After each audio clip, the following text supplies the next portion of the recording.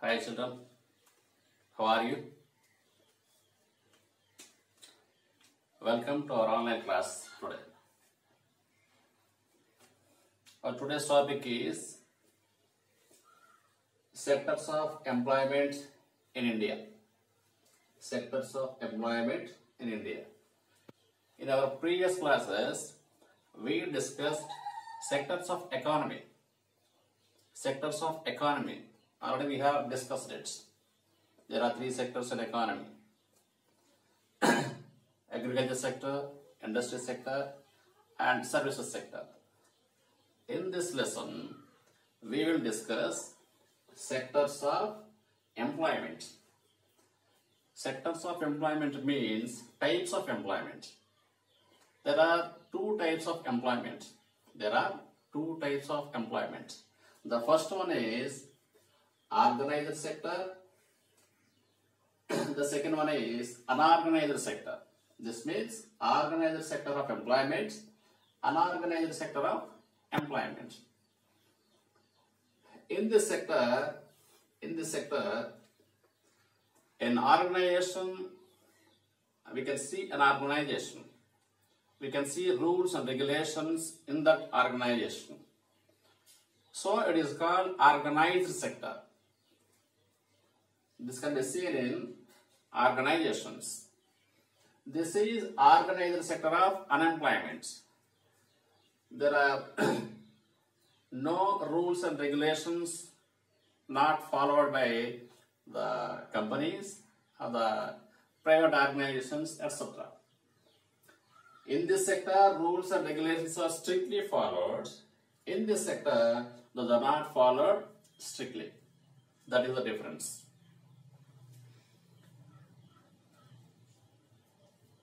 Before going into this topic, we will observe two examples which are given in your textbook. At page number 38, two examples are given for this purpose. Two examples are given. This is our first example. This is the second example. This is the example of a government employee named Narasimha. This is the example of a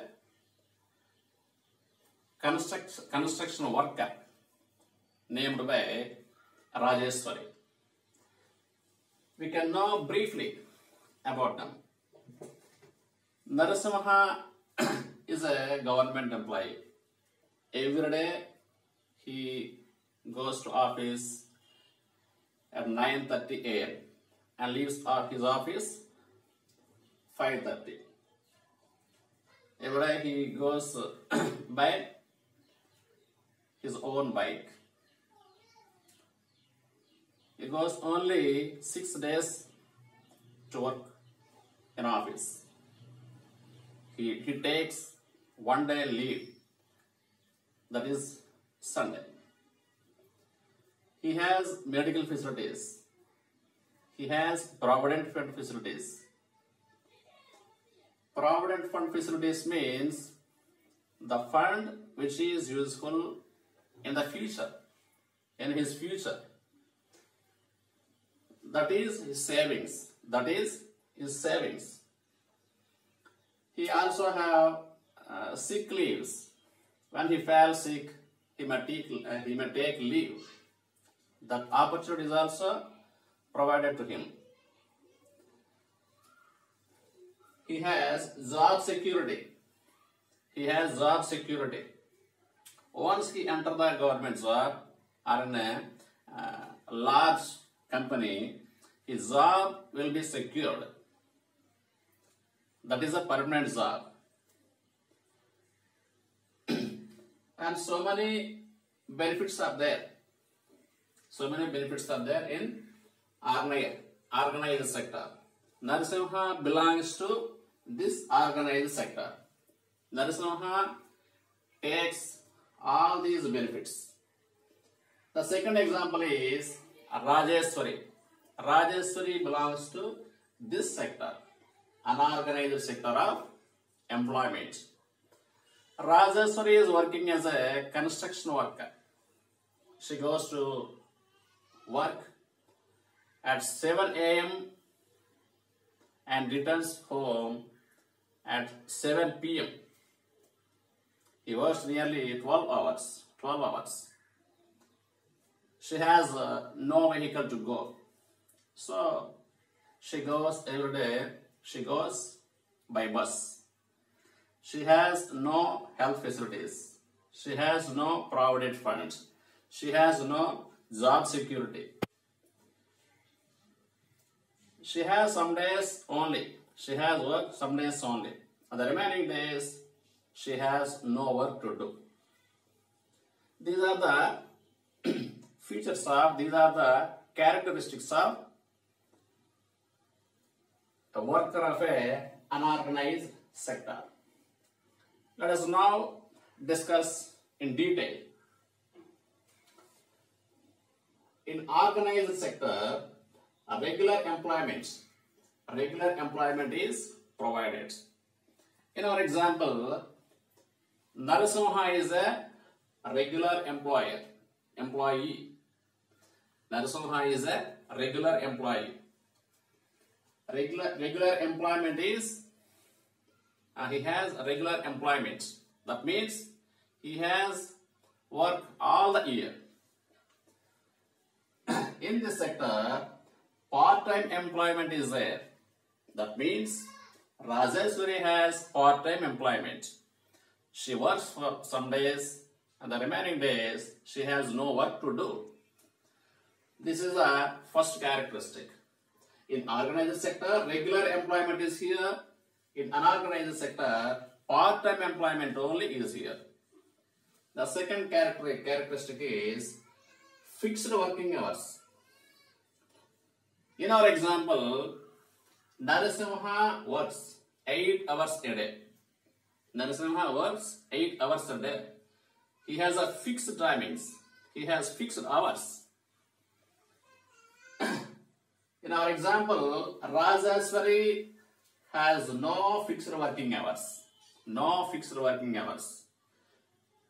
Nearly she works 12 hours, 7 a.m. to 7 p.m. The work may be extended. If he works overtime, the additional salary will be given to him. If he works in organized sector, overtime duty will benefit him more salary. In unorganized sector, overtime duty will not give her any additional money. The third one is regular salary through bank accounts. Narasimha takes a regular salary at the end of every month through a bank account. In this example, Rajeshwari takes daily wages or wages for 3 days or 10 days or 15 days. She has no regular salary. She will be given by hand. Next, fourth one is Provident Fund facility is in organized sector. Provident Fund facility is in organized sector. Provident Fund means the fund which is useful in his future, in the future. That is the savings of an employee. Provident Fund is maintained in organized sector. No Provident Fund is in unorganized sector. They have no future earnings. They will be paid daily basis. The fifth one is medical facilities and allowances are available in this sector. Medical facilities and also some allowances like house rent allowance, dearness allowance. Such type of allowances are provided in organized sector.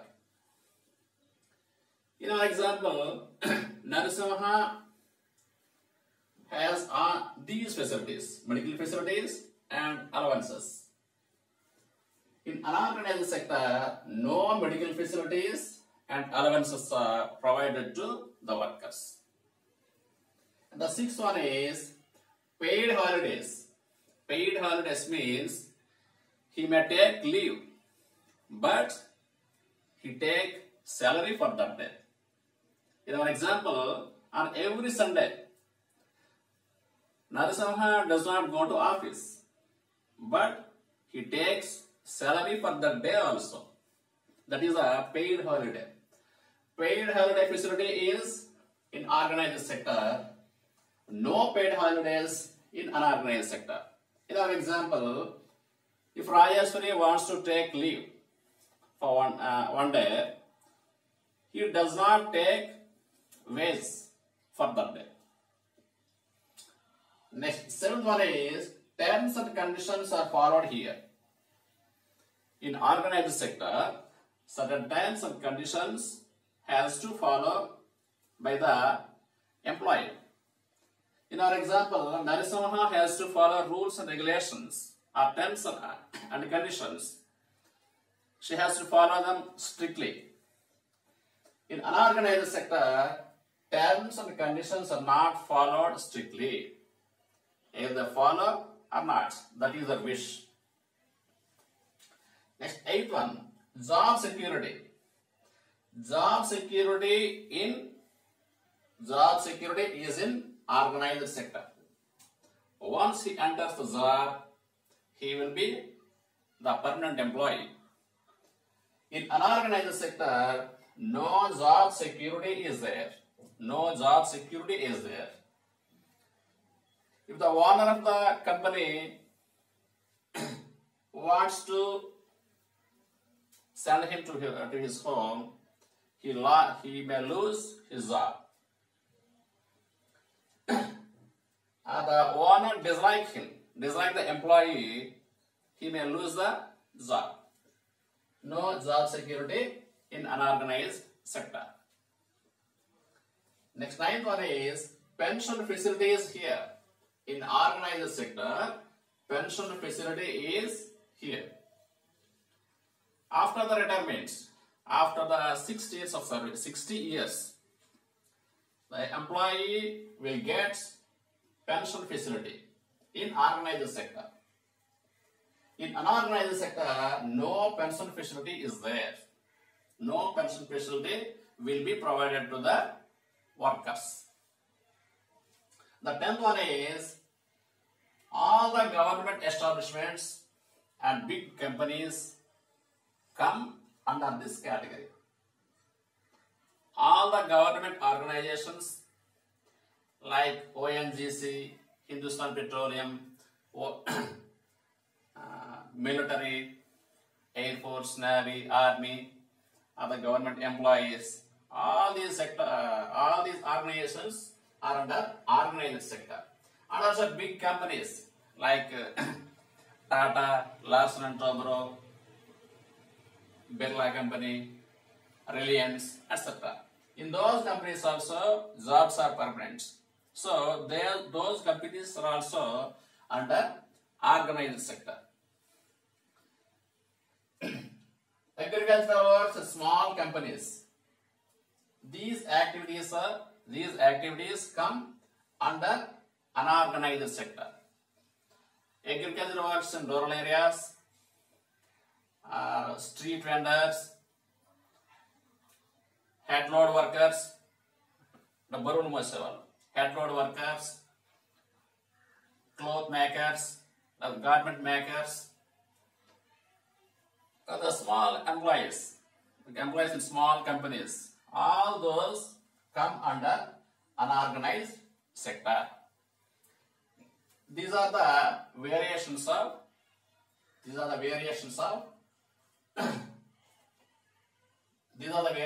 between organized sector and unorganized sector. These two sectors are related to employment. This is the organized sector employment. This is the unorganized sector of employment. Our next topic is contribution on organized and unorganized sectors. Contribution of organized and unorganized sectors.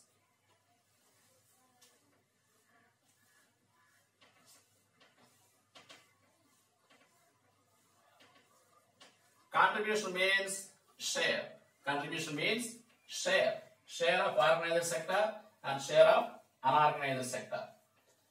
In our previous classes, we discussed the shares of three sectors of economy. In this class, we discussed the shares of two sectors of employment.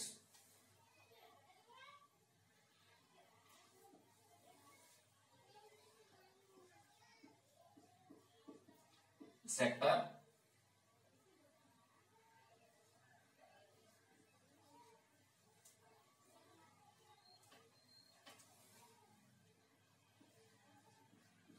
GDP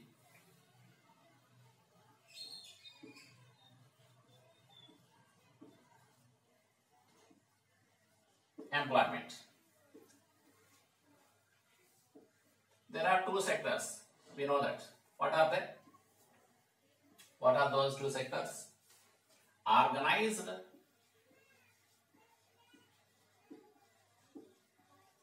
and the second one is unorganized. Unorganized, organized and unorganized.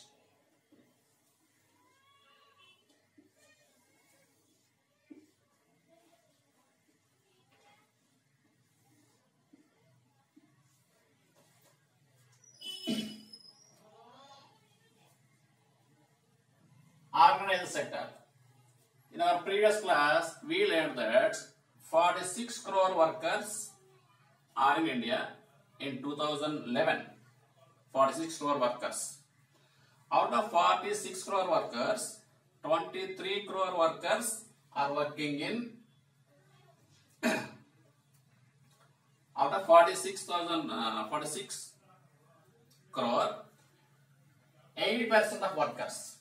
Only 8% of workers are working in organized sector.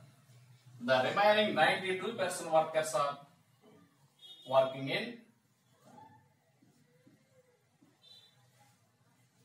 unorganized sector. 8% of workers are working in organized sector. 92% workers are working in unorganized sector. These 8% of workers are producing 50% of GDP. 50% of GDP. These 92% workers are producing 50% of GDP. There is a huge variation between these two sectors. Only 8% are producing 50% of GDP. 92% of workers are producing 50% GDP in the financial year 2004-5. In the financial year 2004-5, 80% of workers are working in organized sector. They produced 50% of GDP. In the financial year 2004-5, 92% workers are working in unorganized sector and they produce 50% of GDP.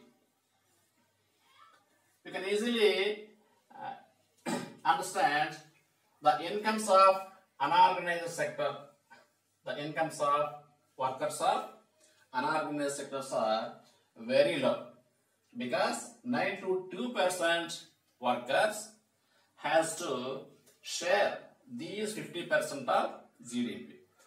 8% of workers share this 50% of GDP. These workers get high income. They get very low income. Next, how to create more employment opportunities. How to create more employment opportunities. In our previous class, we learned that out of three sectors of economy, more people are working in agriculture sector. Agriculture sector. 53% agriculture workers are producing only 17% of GDP. Only 17% of GDP. That means they are less employed. They have work, but no full work. What do we call that? What do we call that type of situation? They have employment, but they don't have full employment. What do we call that? What is the answer? Underemployment or disguised employment. Underemployment or disguised unemployment. Disguised unemployment. In organized sector, disguised unemployment is here. How to overcome the lapses in agriculture sector? Let us discuss. If you provide more irrigation facilities, they can get more employment. How do we create more irrigation facilities? The government has to construct small check dams, large dams, and digging canals. It can provide more irrigation facilities to more land. They can grow 2 crops instead of 1 crop. Automatically, the employment will be increased in agriculture fields. And the government is also to provide seeds, fertilizers, loan facilities, marketing facilities, cold storage facilities, and transportation facilities has to be increased with the initiative of government. The government has to provide more facilities in agriculture sector. By such type of activities by the government, the employment will be generated. The more employment will be generated in agriculture sector. How can we provide more employment in industry sector? By establishing more industries. Or to attract foreign direct investments, to establish companies in our areas, to provide more jobs in services sector. All these are helpful to increase employment facilities in the second and third sectors of GDP. What are the second and third sectors? The second sector is industry sector. The third sector is services sector. Let us conclude the lesson. What you will learn first? We discussed the differences between organized sector and unorganized sector. Those are 2 types of employment. Organized sector of employment and the unorganized sector of employment. Rules and regulations and more facilities are in the organized sector. There are less facilities and the rules and regulations are not implemented in unorganized sector. Organized sector provides more opportunity to the employees. Unorganized sector provides no facilities in that sector. And secondly, we discussed contribution of organized and unorganized sectors. In organized sector, 80% of employment is created. 80% of workers are there. These 8% workers produced 50% of GDP. 92% workers are working in unorganized sector. These 92% workers produced 50% of GDP. And also finally, how to create more employment opportunities. We discussed what are the measures the government has to take in to develop farmers, and also how to develop industries, how to develop services, etc. Okay, thank you.